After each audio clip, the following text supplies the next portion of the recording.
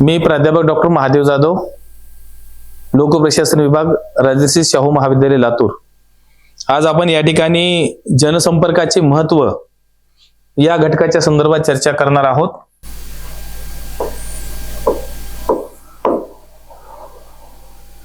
प्रशासन आणि जनता यांच्यामध्ये सुसंवाद निर्माण करण्याच्या दृष्टिकोनातून जनसंपर्क अत्यंत महत्त्वाचा असलेला आपल्याला दिसून येतो। आज आपण पाहतो की आजचे युग हे स्पर्धेचे युग आहे आणि या स्पर्धेच्या युगामध्ये जनतेला प्रशासनासंबंधी माहिती मिळणं किंवा एखाद्या व्यवसायाचा विकास करण्याच्या दृष्टिकोनातून जनसंपर्क अत्यंत महत्त्वाचा असलेला दिसून येतो। प्रशासनाच्या माध्यमातून कोणकोणत्या योजना आखल्या जातात, त्या योजनेची अंमलबजावणी कशा पद्धतीने होते, या सर्व घटकाची माहिती जनतेपर्यंत पोहोचवण्याच्या दृष्टिकोनातून जनसंपर्क अत्यंत महत्त्वाचा असलेला आपल्याला दिसून येतो। आज आपण पाहतो की जनसंपर्काच्या माध्यमातून वेगवेगळ्या जी शासनाच्या योजना आहेत की शासन काय काय काम करतं, शासनाच्या माध्यमातून कोणकोणते धोरण ठरवले जातात, ते धोरण हितकारक आहेत का अहितकारक आहेत, या संदर्भात जनसंपर्काच्या माध्यमातून माहिती मिळत असलेली आपल्या या ठिकाणी सांगता येते।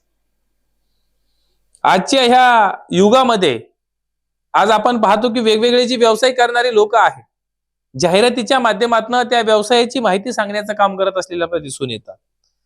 मग समजा एखादं क्लासेस असेल, एखादं कापड दुकान असेल, आज आपल्या लातूरमध्ये जर विचार केला तर द्वारकादास श्यामकुमारच्या माध्यमातून कितीतरी मोठी जाहिरात केली जात असलेलं आपल्याला दिसून येते।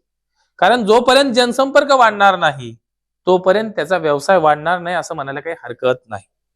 आणि म्हणून आजच्या युगामध्ये जनसंपर्काला जास्तीत जास्त महत्त्व प्राप्त झालेलं आपल्याला दिसून येत। मग कोणकोणत्या घटकासाठी जनसंपर्क महत्त्वाचा आहे याचा ज्यावेळेस आपण विचार करू त्यावेळेस आपल्याला पहिला मुद्दा या ठिकाणी सांगता येतो, तो म्हणजे प्रशासनाची चांगली प्रतिमा निर्माण करण्याच्या दृष्टिकोनातून प्रशासनाने जे निर्णय घेतलेले आहेत की त्या निर्णयाचा चांगला परिणाम झालेला आहे किंवा त्या निर्णयाचा वाईट परिणाम झालेला आहे, या संदर्भात जनतेला माहिती देण्याच्या दृष्टिकोनातून जनसंपर्क अत्यंत महत्त्वाचा असलेला आपल्याला दिसून येतो। लोकांच्या मनामध्ये एखाद्या योजनेच्या संदर्भात गैरसमज निर्माण होऊ नये, त्याचबरोबर जे धोरण ठरलेलं आहे, उदाहरणार्थ समजा आज आपल्या राज्यामध्ये लाडकी बहीण योजना या ठिकाणी राबवली जात आहे, खरंच ही योजना चांगली आहे का, या संदर्भात लोकांचं काय मत आहे हे जाणून घेण्याच्या दृष्टिकोनातून जनसंपर्क अत्यंत महत्त्वाचा असलेला आपल्याला दिसून येतो। प्रशासनाची काय प्रतिमा आहे, आज आपल्या राज्य सरकारच्या संदर्भात जर विचार केला तर पूर्वी जे सरकार होतं ते सरकार पाडून जे एकनाथ शिंदे साहेबांचं सरकार अस्तित्वात आलं, या सरकारच्या संदर्भात जनतेची काय भूमिका आहे, ज्या वेगवेगळ्या पक्षाचं 3 पक्षाचं सरकार एकत्र आलेलं आहे आणि या 3 पक्षाच्या सरकारच्या बाबतीत जर बोलायचं म्हटलं तर भ्रष्टाचार मुक्त सरकार अशा प्रकारची धारणा पूर्वी असायची। परंतु ज्या शिवसेनेला फोडून या ठिकाणी पक्षात घेण्यात आलं, ज्या राष्ट्रवादी पक्षाला फोडून या ठिकाणी पक्षात सरकारमध्ये समाविष्ट करण्यात आलं, एक भ्रष्टाचारी लोकांना घेऊन सोबत जाऊन हे सरकार स्थापन करण्याचं काम आजच्या सरकारने केलेलं आपल्याला दिसून येत। आणि म्हणून या सरकारच्या बाबतीत जनतेच्या मनामध्ये काय आहे हे जर जाणून घ्यायचं असेल तर त्यासाठी जनसंपर्क अत्यंत महत्त्वाचा असलेला आपल्याला दिसून येतो। की सरकार चांगलं आहे का वाईट आहे हे सांगण्याचं काम किंवा हे जाणून घेण्याचं काम जनसंपर्काच्या माध्यमातून होऊ शकतं असं आपल्याला म्हणता येईल। आणि म्हणून सरकारची किंवा प्रशासनाची प्रतिमा निर्माण करण्याच्या दृष्टिकोनातून सुद्धा जनसंपर्क अत्यंत महत्त्वाचा असलेला आपल्याला दिसून येतो। आणखीन एक महत्त्वाचा मुद्दा सांगता येईल म्हणजे अनुकूल मत निर्माण करण्याच्या दृष्टिकोनातून जनसंपर्काद्वारे प्रशासनाच्या बाबतीत जनतेचे जी मनातलं मत आहे ते अनुकूल करण्याच्या दृष्टिकोनातून जनसंपर्क अत्यंत महत्त्वाचा असलेला आपल्याला दिसून येतो। शासनाचं अस्तित्व हे जनतेच्या विश्वासावर अवलंबून असलेलं आपल्याला दिसून येतं। ज्यावेळेस शासनाच्या बाबतीत जनतेचा विश्वास शासन गमावेल त्यावेळेस ते शासन परत आपल्या या ठिकाणी आलेलं आपल्याला दिसून येत नाही। आणि म्हणून कालच्या लोकसभेच्या निवडणुकीच्या वेळेस महाराष्ट्राचा जर विचार केला तर महाराष्ट्रामध्ये जे शासन काम करत होत, महाराष्ट्रामध्ये जे समजा फोडाफोडीचं राजकारण झालं, याचा किळस या जनतेला आलेला आपल्याला दिसून येतो. आणि म्हणून परत लोकांनी या शासनाला निवडून दिलेलं आपल्याला दिसून येत नाही. जे भाजपच्या सीट आहेत लोकसभेच्या किंवा एकनाथ शिंदे गटाचे असतील, यांच्या सीट कमी झालेल्या आपल्याला दिसून येतात. जे सांगण्याचं तात्पर्य म्हणजे की विश्वासार्हता कमी झाल्याच्या नंतर त्याला वाढवण्याच्या दृष्टिकोनातून काय करता येईल हे जनसंपर्काच्या माध्यमातून त्या ठिकाणी आपल्याला घेता येत असलेलं दिसून येत. आणि म्हणून जनतेच्या जे तक्रारी आहेत त्या तक्रारी जाणून घेण्याच्या दृष्टिकोनातून सुद्धा जनसंपर्क अत्यंत महत्वाचा असलेला आपल्याला दिसून येतं. त्या तक्रारी दूर करण्यासाठी सुद्धा जनसंपर्क अत्यंत महत्वाचं या ठिकाणी सांगता येतं. आणि म्हणून अनुकूल मत निर्माण करण्याच्या दृष्टिकोनातून शासनानं कोणकोणत्या योजना आखलेल्या आहेत, त्या योजनेचा पाठीमागचा काय उद्देश आहे आणि त्या योजना राबवल्याच्या नंतर किती प्रगती होणार आहे, या संदर्भात जाहिरातीच्या माध्यमातून बऱ्याच वेळेला सांगण्याचं काम सुद्धा या ठिकाणी होत असलेलं आपल्याला दिसून येतं. याचबरोबर आपला एखादा खाजगी व्यवसाय असेल, खाजगी व्यवसायाच्या संदर्भात सुद्धा आपण काय उत्पादन करतो, उत्पादन केलेला माल बाजारात विकतो का नाही, जर समजा विकत नसेल तर त्याच्यामध्ये काय दोष आहेत हे जाणून घेण्यासाठी सुद्धा जनसंपर्क अत्यंत महत्वाचा असलेला आपल्याला दिसून येत. त्यानंतर आणखीन एक मुद्दा म्हणजे सहकार्य प्राप्त करण्याच्या दृष्टिकोनातून समाजातील विशिष्ट घटकाच्या सहकार्यावर शासनाचे यश अवलंबून असलेले आपल्याला दिसून येत. दैनंदिन कामकाजामध्ये अचानक एखादी समस्या निर्माण झाली असेल तर ती बाह्य घटकाच्या सहकार्यातून कशी दूर करता येईल यासाठी सुद्धा शासन प्रयत्न करत असलेलं आपल्याला दिसून येत. आणि म्हणून यासाठी सुद्धा जनसंपर्क महत्वाचा असलेला आपल्याला सांगता येईल की आज आपण पाहतो की विविध संस्था यांना त्या परिस्थितीमधून पूर्णपणे बाहेर पडण्याच्या दृष्टिकोनातून किंवा त्यांना विश्वास संपादन करण्याच्या दृष्टिकोनातून जनसंपर्क अत्यंत महत्वाचा असलेला आपल्याला दिसून येतो. एखादी संस्था आहे आणि संस्था काम करत असताना त्यांचा जर विश्वास गमावला असेल तर तो विश्वास परत मिळवण्याच्या दृष्टिकोनातून सुद्धा जनसंपर्क अत्यंत महत्वाचा असलेला दिसून येतो. त्यानंतर प्रशासनाचे जे परिणाम आहेत ते प्रशासनाचे परिणाम जाणून घेण्याच्या दृष्टिकोनातून सुद्धा जनसंपर्क अत्यंत महत्वाचा असलेला आपल्याला दिसून येतं. शासनाने जे ध्येय धोरण आखलेले आहेत, जे निर्णय घेतलेले आहेत, त्या निर्णयाचा होणारे जे परिणाम आहेत हे परिणाम जाणून घेण्यासाठी सुद्धा जनसंपर्क अत्यंत महत्वाचा असलेला दिसून येतो. एखादा निर्णय घेतलेला आहे आणि तो निर्णय नागरिकांच्या दृष्टिकोनातून जर हानिकारक असेल तर तो निर्णय जनसंपर्काच्या माध्यमातून तो कसा निर्णय आहे हे जाणून घेण्याचं काम सुद्धा प्रशासनाला त्या ठिकाणी होत असलेलं दिसून येतं. उदाहरणार्थ मागच्या काळामध्ये केंद्र सरकारने शेतकऱ्याच्या विरोधात एक निर्णय घेतलेला होता, जे की समजा मागच्या कृषी उत्पन्न बाजार समिती आहे ते बंद करण्यात यावे अशा प्रकारचा केंद्र शासनाने निर्णय घेतला. हा निर्णय घेतल्याच्या नंतर शेतकरी वर्गातून खूप मोठ्या प्रमाणात त्याला विरोध करण्यात आला आणि विरोध झाल्यामुळं केंद्र शासनाला तो कायदा त्या ठिकाणी मागे घ्यावा लागला. हे कशामुळे शक्य झालेलं आहे तर जनसंपर्काच्या माध्यमातून त्या शेतकऱ्यांना त्या वेगवेगळ्या जाहिरातीच्या माध्यमातून किंवा जो GR काढण्यात आलेला होता तो GR शेतकऱ्यांना माहिती झाला आणि माहिती झाल्याच्या नंतर खऱ्या अर्थानं त्या GR मध्ये बदल घडून आणण्याच्या दृष्टिकोनातून त्या ठिकाणी शेतकऱ्याच्या माध्यमातून प्रयत्न केलेला आपल्याला दिसून येतो. म्हणजे सांगण्याचं तात्पर्य म्हणजे प्रशासनाचे जे जनतेवर परिणाम होतात हे परिणाम जाणून घेण्याच्या दृष्टिकोनातून सुद्धा हे जनसंपर्क अत्यंत महत्वाचा असलेलं सांगता येतं. तर अशा पद्धतीनं आणखीन काही मुद्दे आपल्याला जनसंपर्काच्या संदर्भात सांगता येतील. जनसंपर्काचा आणखीन एक महत्वाचा मुद्दा आपल्याला या ठिकाणी सांगता येईल तो म्हणजे नियमामध्ये झालेला जो बदल आहे तो बदल कळविण्यासाठी सुद्धा जनसंपर्क अत्यंत महत्वाचा आहे. शासनाकडून जे नियम तयार केले जातात किंवा प्रशासनाअंतर्गत ज्या सेवा आहेत या सेवाच्या बाबतीत अनेक नियम तयार केले जातात. त्याचबरोबर काही उपनियम तयार केले जातात. या नियमाच्या बाबतीत जर बदल घडवून आणायचा असेल त्या परिस्थितीनुरूप त्यामध्ये बदल घडवून आणावा लागतो.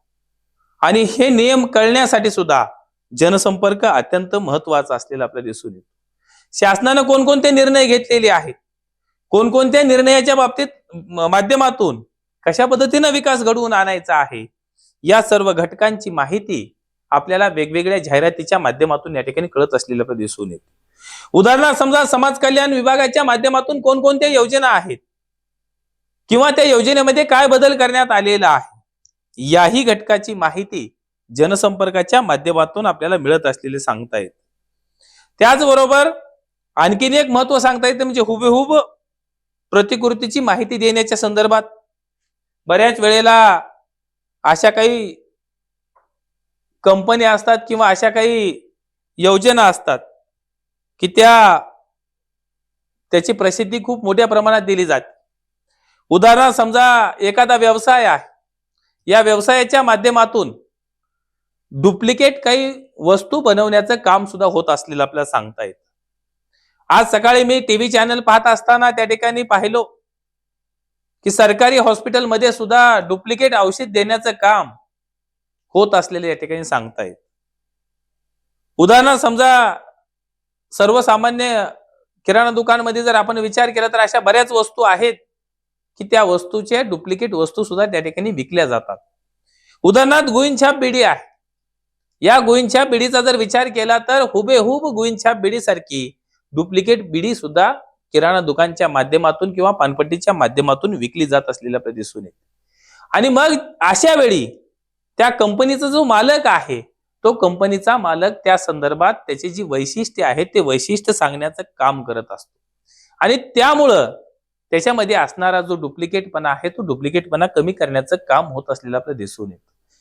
याच्याही पुढे जाऊन मगाशी मी म्हटल्याप्रमाणे की आज वेगवेगळ्या औषधाच्या माध्यमातून सुद्धा डुप्लिकेटपणा करण्याचं काम खूप मोठ्या प्रमाणात होत असलेलं दिसून येतं.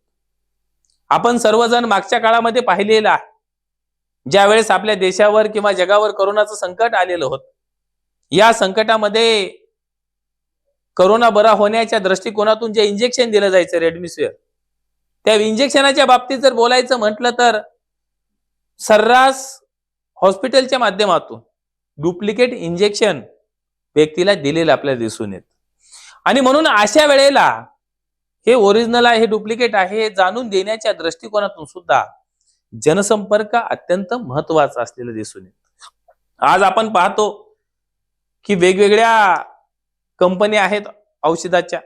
उदाहरणार्थ सिप्ला कंपनी आहे, या सिप्लाचं तसंच डुप्लिकेट एखादं नाव अक्षर एखादं इकडे तिकडे करून एखादं औषध एखादी कंपनी तयार केली जाते आणि या कंपनीच्या माध्यमातून वेगवेगळे औषध बनवले जातात.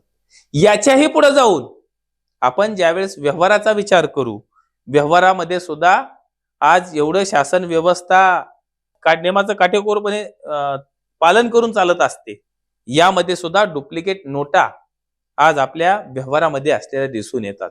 शासनाच्या माध्यमातून त्याला प्रसिद्धी देण्यात आलेली आहे किंवा कोणती ओरिजिनल आहे, कशा पद्धतीची ओरिजिनल आहे, या सर्व गोष्टीची माहिती आज या ठिकाणी दिलेली दिसून येते. हे कशाच्या माध्यमातून माहिती होते तर या जनसंपर्काच्या माध्यमातून जे जाहिराती दिल्या जातात या जाहिरातीच्या माध्यमातून सुद्धा खऱ्या अर्थानं त्या ठिकाणी या वस्तूच्या संदर्भात हुबेहूब जे प्रतिकृती तयार केली जाते या प्रतिकृतीच्या संदर्भात माहिती सांगण्याचं काम सुद्धा जनसंपर्काच्या माध्यमातून होत असलेलं दिसून येतं. त्याचबरोबर आणखीन एक महत्व या ठिकाणी सांगता येतं म्हणजे शासनाने केली जाणारी जी टीका आहे ते टीका दूर करण्याच्या दृष्टिकोनातून सुद्धा जनसंपर्क अत्यंत महत्वाचा आहे. हे जे शासन व्यवस्था आहे, शासन व्यवस्थेने जे जे निर्णय घेतलेले आहेत या निर्णयाच्या बाबतीत बऱ्याच वेळा विरोधकाकडून खूप मोठ्या प्रमाणात टीका होत असलेली आपल्याला दिसून येते. आणि म्हणून आज आपल्या राज्यामध्ये जी लाडकी बहीण योजना आहे, या लाडक्या बहिणी योजनेच्या माध्यमातून शासनाने निर्णय घेतला की या ठिकाणच्या महिलांना 1,500 रुपये महिना मिळाला पाहिजे. परंतु विरोधकाकडून या योजनेच्या संदर्भात खूप मोठ्या प्रमाणात टीका होत असलेली आपल्याला दिसून येते. कारण आज महिलांना त्या ठिकाणी कमजोर बनवलं जात आहे अशा प्रकारची टीका विरोधकाकडून होत असलेली आपल्याला दिसून येते. हे टीका जनसंपर्काच्या माध्यमातून खऱ्या अर्थानं सरकारपर्यंत पोहोचवण्याचं काम होत असलेलं आपल्याला दिसून येते. वेगवेगळे जे टीव्ही चॅनल आहेत, वेगवेगळे जे वर्तमानपत्र आहेत, या वेगवेगळ्या वर्तमानपत्राच्या माध्यमातून खऱ्या अर्थानं शासनावर होणारी जी टीका आहे ती टीका पोहोचवण्याचं काम होत असलेलं आपल्याला दिसून येते. आणि म्हणून शासन ज्या ज्या वेळेस निर्णय घेत त्या वेळेस त्या निर्णयाची सुद्धा प्रसिद्धी देण्याचं काम या जनसंपर्काच्या माध्यमातून होत असलेलं आपल्याला दिसून येतं. आज आपण पाहतो की ज्यावेळेस आपण लाल परीमधून प्रवास करतो, प्रवास करत असताना आपल्याला त्या लाल परीमध्ये किंवा लाल परीच्या बाहेरच्या बाजूला शासनाच्या ज्या ज्या योजना आहेत त्या योजनेच्या बाबतीत त्या ठिकाणी माहिती दिलेली आपल्याला दिसून येते. मग समाज कल्याण विभागाच्या माध्यमातून ज्या योजना राबवल्या जातात, त्याचबरोबर समजा कृषी विभागाच्या ज्या योजना आहेत त्या योजनेच्या संदर्भात असेल किंवा आणखीन कुठल्या योजना असतील, अशा वेगवेगळ्या योजनेच्या संदर्भात या लाल परीवर त्या ठिकाणी वेगवेगळ्या योजनेची माहिती दिलेली आपल्याला दिसून येते. त्याच्याही पुढे जाऊन जे त्या जिल्ह्याच्या ठिकाणी चालणारे जे व्यवसाय आहेत, या व्यवसायाचा जर विचार केला तर व्यवसाय सुद्धा खूप मोठ्या प्रमाणात जाहिराती त्या ठिकाणी दिल्या जात असलेल्या किंवा जाहिरात त्या ठिकाणी प्रसिद्धी करत असलेल्या आपण पाहिलेलं आहे. आणि म्हणून ही जी जाहिरातबाजी आहे, या जाहिरातबाजीच्या माध्यमातून किंवा खऱ्या अर्थानं जनसंपर्काच्या माध्यमातून शासनावर किंवा एखाद्या उद्योगधंद्याच्या बाबतीत, समजा एखादा उद्योगधंदा आहे आणि त्या ठिकाणी त्या वस्तू व्यवस्थित मिळत नाही, तर त्यावेळेस सुद्धा बऱ्याच प्रमाणात टीका होण्याची शक्यता असते. त्याचबरोबर एखादा व्यवसाय आहे आणि या व्यवसायाच्या बाबतीत जर विचार केला आणि ते व्यवसाय समजा खूप चांगल्या पद्धतीने चालतो, खूप चांगल्या पद्धतीने जरी व्यवसाय चालत असला आणि त्याची जर प्रसिद्धी नसेल, तर तो व्यवसायाची कधीच विकास झालेला आपल्याला दिसून येत नाही. आणि म्हणून अगदी त्याचप्रमाणे ज्यावेळेस आपण प्रशासन व्यवस्थेचा विचार करू, त्यावेळेस आपल्याला असं म्हणता येईल की खऱ्या अर्थानं प्रशासनाचा जर विकास करायचा असेल किंवा प्रशासनाच्या माध्यमातून जो विकास होतो तो जनतेपर्यंत पोहोचवायचा असेल, तर त्यासाठी जनसंपर्क अत्यंत महत्वाचं साधन म्हणून या ठिकाणी ओळखलं जात असल्याचं आपल्याला सांगता येतं. आणि म्हणून बऱ्याच वेळेला जे जे शासनाचे निर्णय घेतलेले आहेत त्या निर्णयाच्या संदर्भात सुद्धा माहिती देण्याचं काम किंवा घेतलेल्या निर्णयावर ज्यावेळेस विरोधकाकडून टीका होत असते, अशा वेळेला ते शासनापर्यंत पोहोचवण्याचं साधन म्हणून सुद्धा जनसंपर्काकडे पाहिलं जातं. अशा पद्धतीनं आज दिवसेंदिवस जनसंपर्काचं महत्व खूप मोठ्या प्रमाणात वाढत असलेलं आपल्याला या ठिकाणी सांगता येतं.